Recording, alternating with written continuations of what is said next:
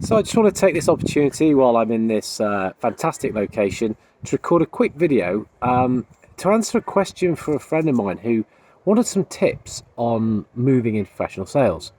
And I thought, well, really, where do I start? And so I decided, actually, I'm going to start right at the beginning.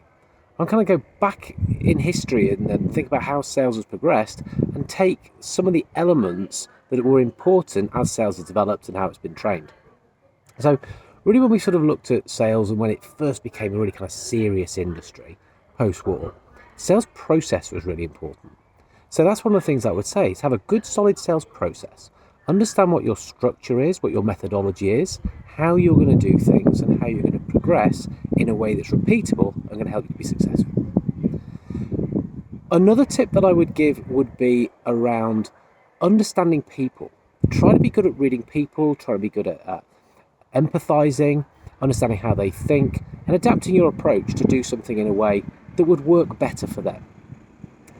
Remember that people don't buy products, they don't buy features, they don't buy services for the sake of it, they buy what it can do for them.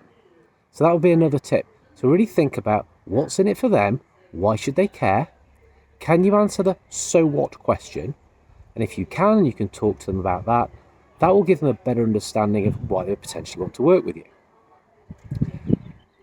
Closing is something that is key to sales. However, I think in the past it's had too much of a focus. So I want you to think more about advancing the sale, thinking how can you move things forward by getting a series of commitments. It's not about manipulating people, it's not about trying to make them do something they don't want to do, but just making the logical next steps that make sense for you and for them. Now, this is likely to be based in really understanding and helping them understand their needs.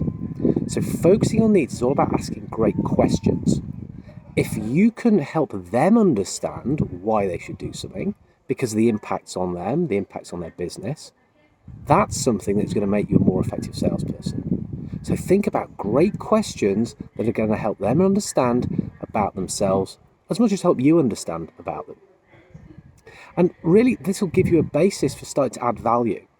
People talk a lot about value add in sales. And that's tricky if we don't know what value means. And really, it's the customer who helps us understand that. What does it mean to them? How do they define value?